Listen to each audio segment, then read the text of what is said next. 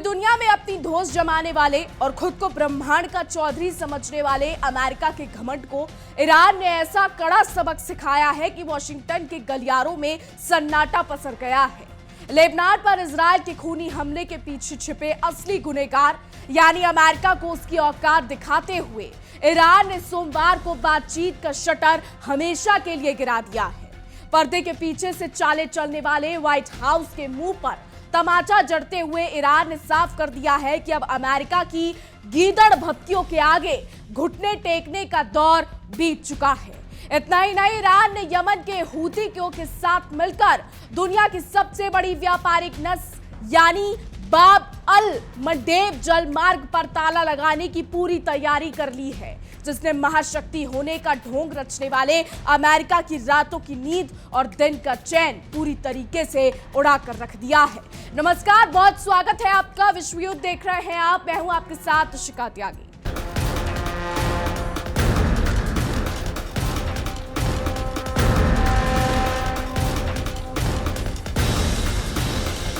दुनिया भर की दादागिरी दिखाने वाले और खुद को सुपर पावर समझने वाले अमेरिका के पैरों तले आज जमीन खिसक गई है।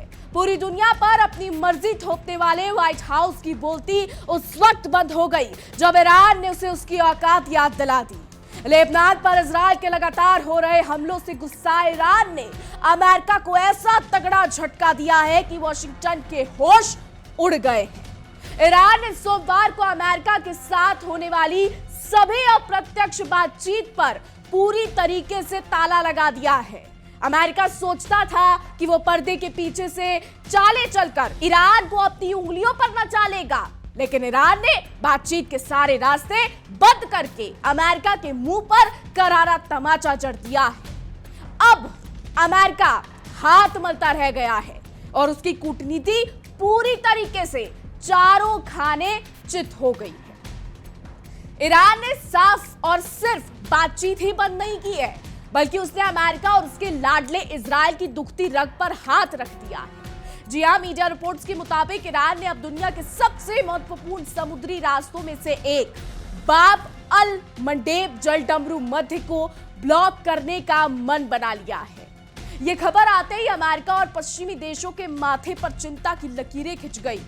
हॉर्मुज स्ट्रेट के बाद अगर बाब अल मंडेब में जहाजों के पहिए थम गए तो पूरी दुनिया में हाहाकार मचना तय है। खुद को मसीहा समझने वाला अमेरिका अब इस संकट से निपटने के लिए छटपटा रहा है। ईरान के इस एक कदम ने अमेरिका के उस घमंड को चकनाचूर कर दिया है, जिसके दम पर वो पूरी दुनिया के बाजारों और फैसलों को कंट्रोल करने का दावा करता था। इस फैसले के बाद से वैश्विक बाजार में तेल की कीमतों ने आसमान छूना शुरू कर दिया है।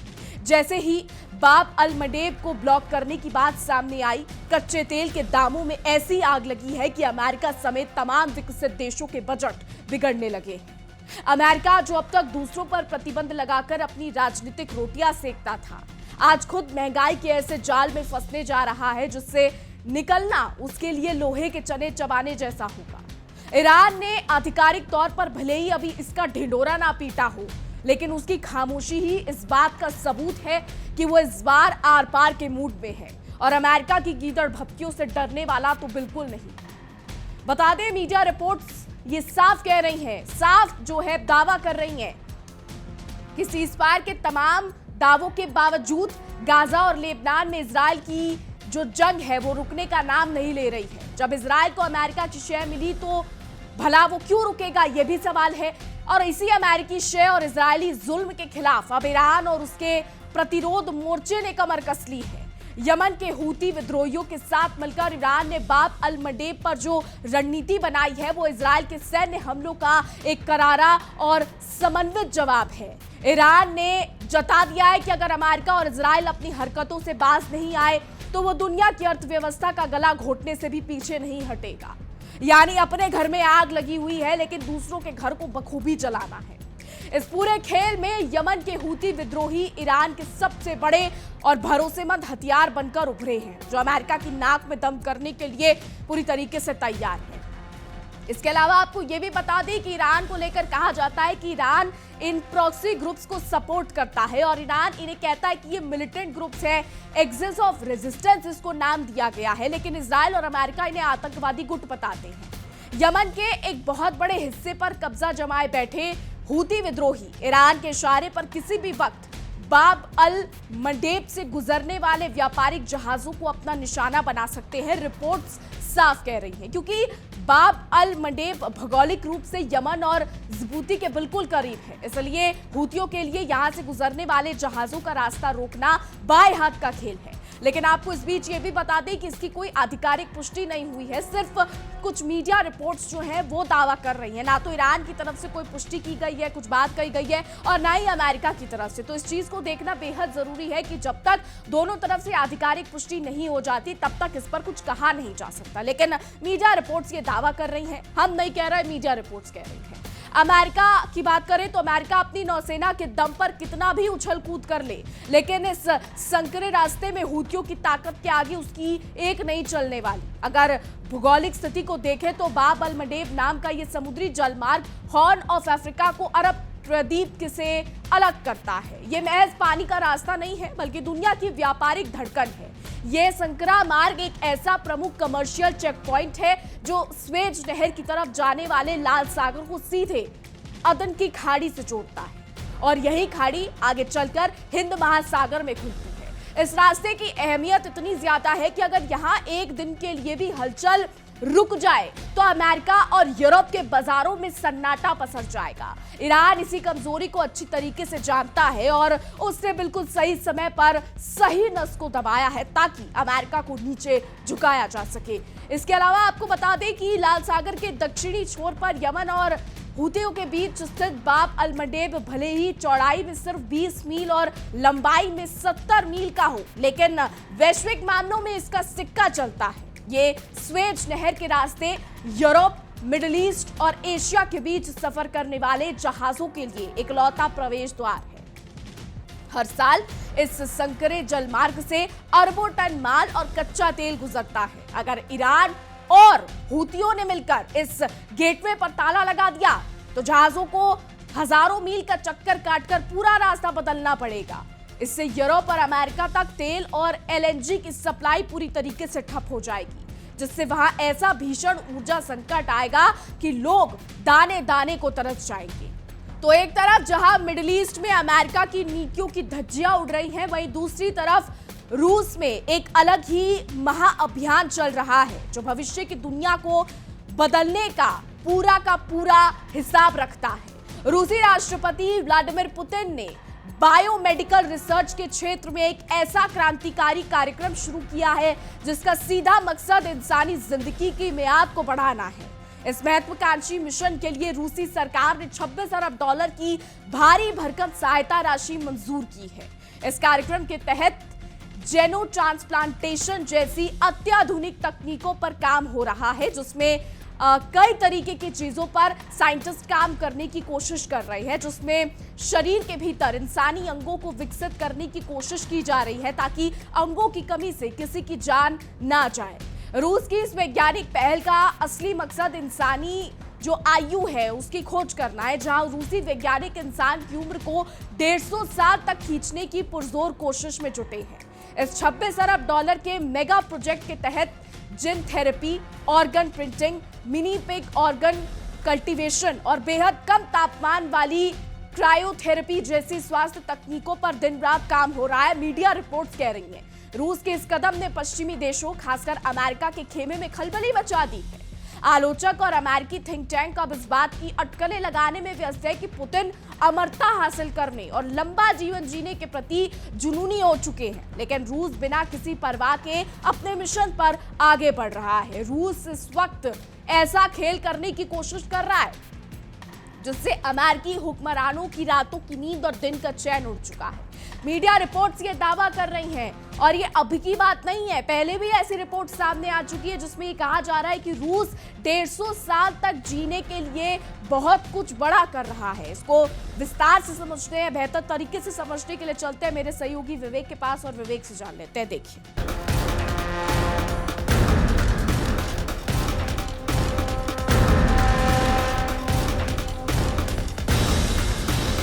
रूस इस वक्त उम्र बढ़ाने की तकनीक को कैसे रोका जाए इस पर काम कर रहा है। 2 प्रमुख टेक्नोलॉजी पर काम हो रहा है। 3D प्रिंटर की मदद से जीवित ऊतकों और अंगों का निर्माण होगा। दूसरी तकनीक में जीन संशोधित मानव अंग विकसित करेंगे। भविष्य में जरूरत पड़ने पर उन अंगों को ट्रांसप्लांट कर दिया जाएगा। 2030 तक मानव अंगों के ट्रांसप्लांटेशन पर रूस काम शुरू कर देगा। हाल ही में रूस ने एक नई जीन थेरेपी पर भी काम शुरू किया है। मकसद कोशिकाओं की उम्र बढ़ाने की प्रक्रिया को धीमा करना है।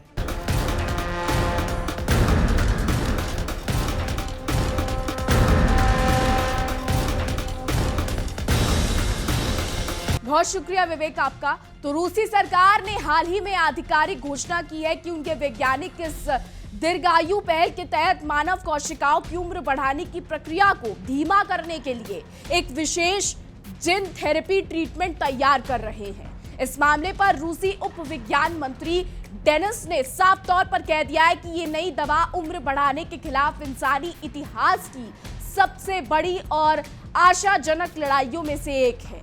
रूस की ये वैज्ञानिक तरक्की अमेरिका के उन दावों को खोखला साबित करती है जो खुद को मेडिकल साइंस का गॉडफादर समझता है।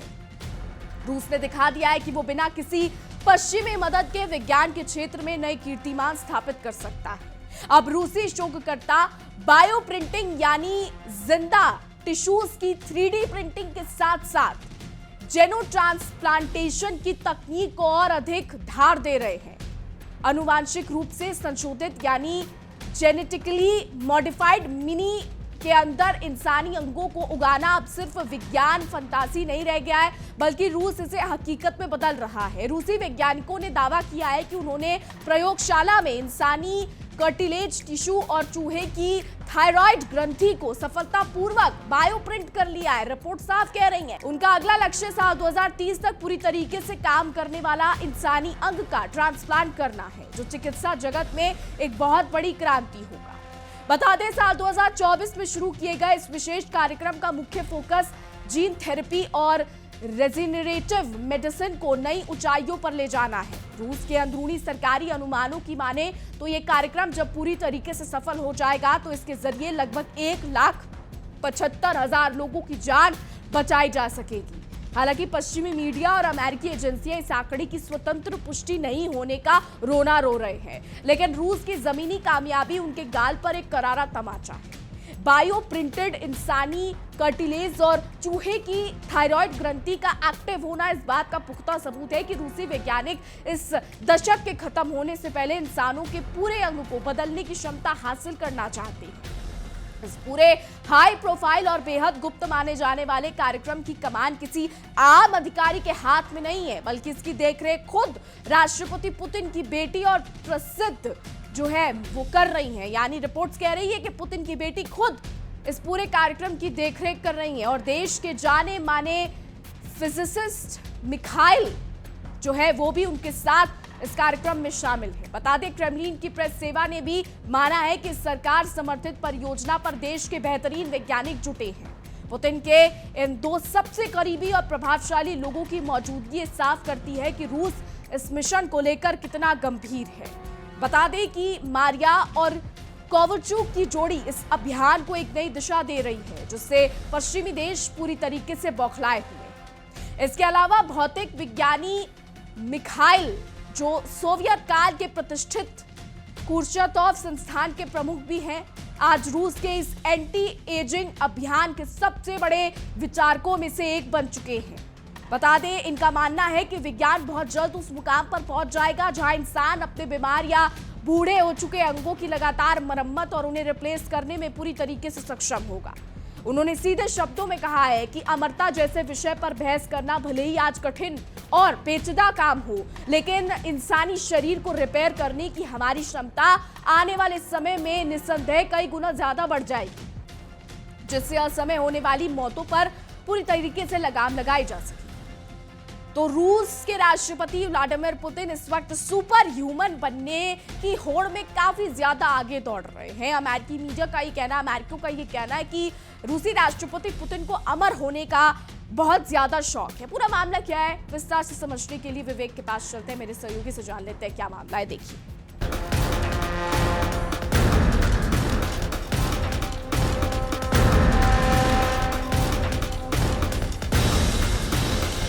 और इसलिए सिर्फ विज्ञान नहीं है, ये पुतिन की सबसे बड़ी चाह है। व्लादिमीर पुतिन और रूस का एंटी एजिंग यानी प्रोजेक्ट इस समय साइंस और राजनीति का सबसे बड़ा कॉकटेल बन चुका है। पुतिन इस मिशन पर बेहद गुप्त और आक्रामक तरीके से काम कर रहे हैं। रूसी स्वास्थ्य मंत्रालय ने देश के टॉप जेनेटिक्स और बायोटेक संस्थानों के अमरत्व प्रोजेक्ट पर रोक लगा दी है। इसके तहत CRISPR, जो कि जीन एडिटिंग है, स्टेम सेल थेरेपी है और कोशिकाओं को दोबारा युवा करने वाले सेलुलर रिजुविनेशन पर पानी की तरह पैसा बहा जा रहा है। मॉस्को की गुप्त लैब्स में ऐसी दवाएं ढूंढी जा रही हैं जो इंसानी DNA के बूढ़ी होने की प्रक्रिया को ही ब्लॉक कर दें। अगर इसे शॉर्ट में समझने की कोशिश करें तो पुतिन इस तकनीक से खुद को एक सुपर ह्यूमन बनाना चाहते हैं।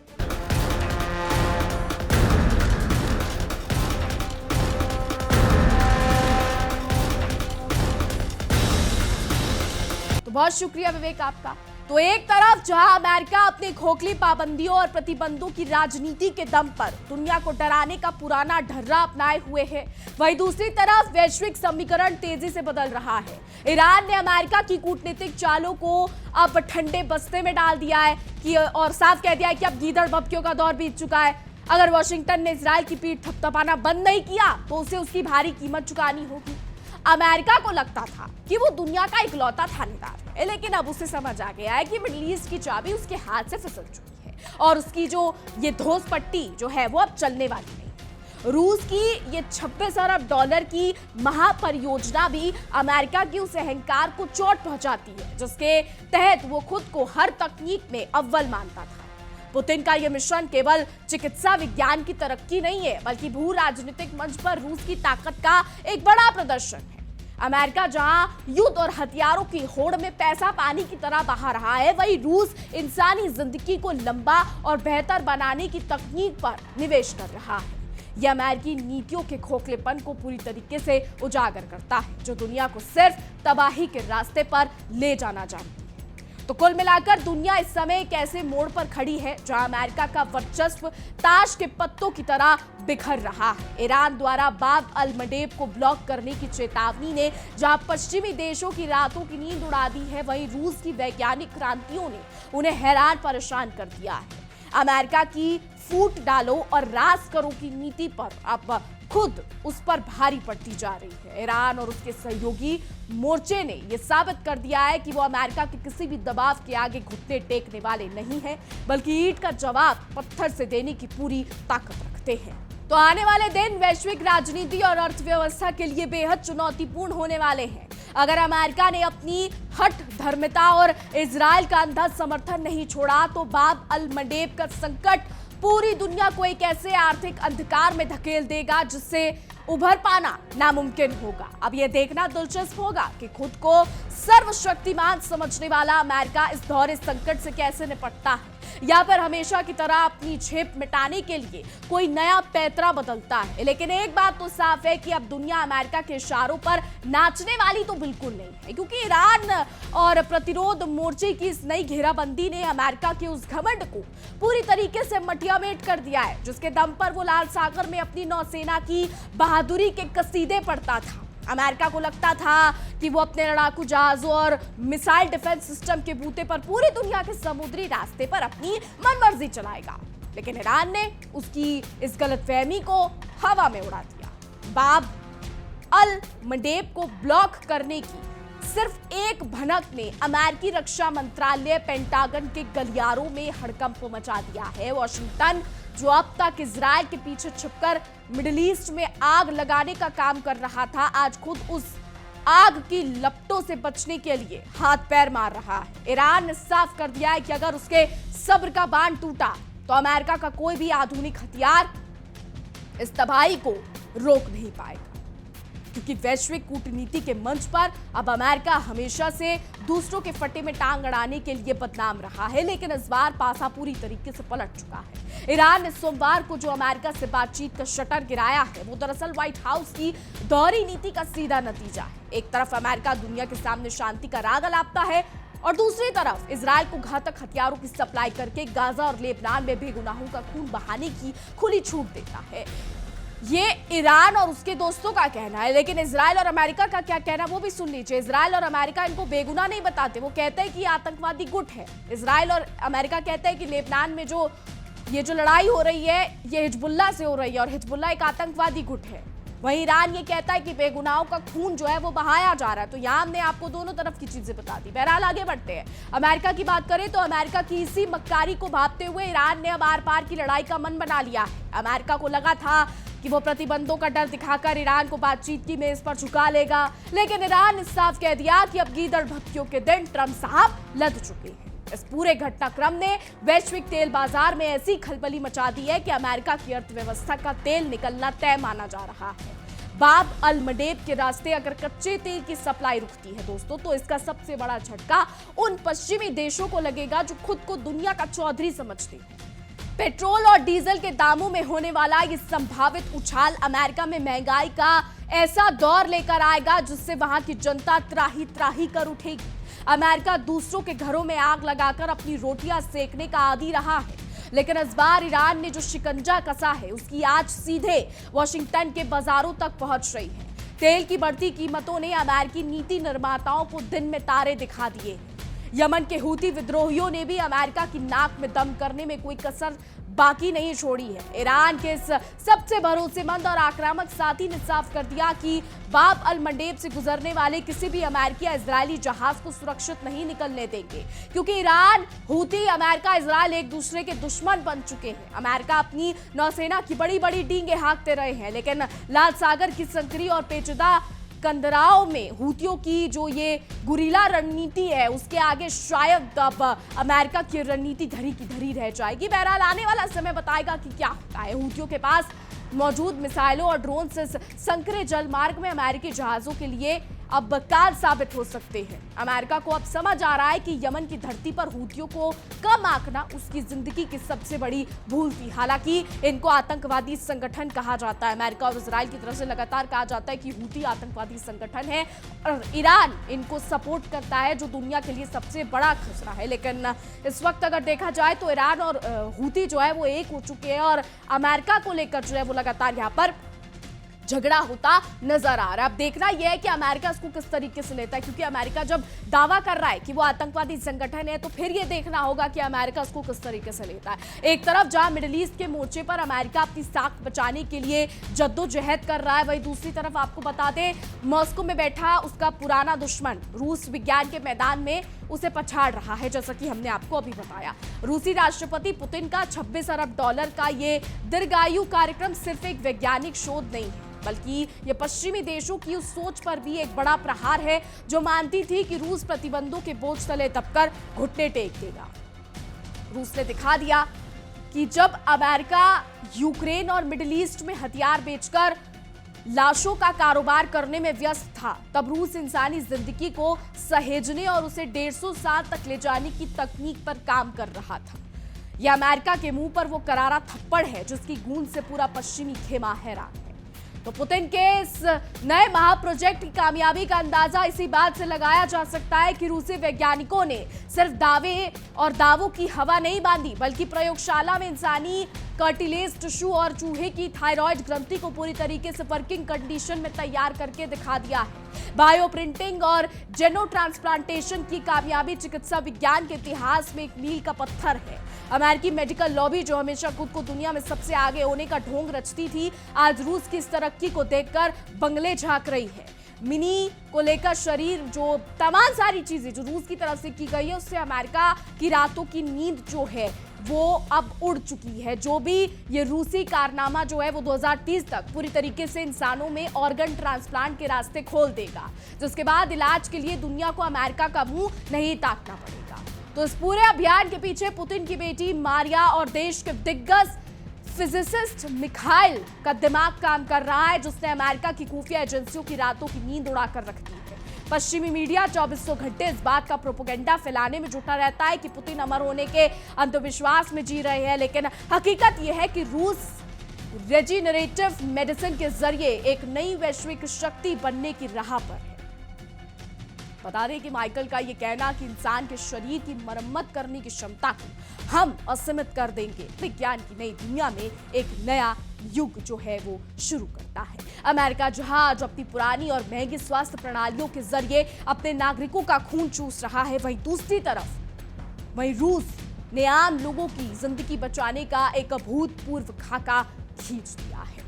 इस पूरे परिदृश्य को देखें तो यह साफ हो जाता है कि दुनिया वॉशिंगटन के इशारों पर चलने वाली नहीं है।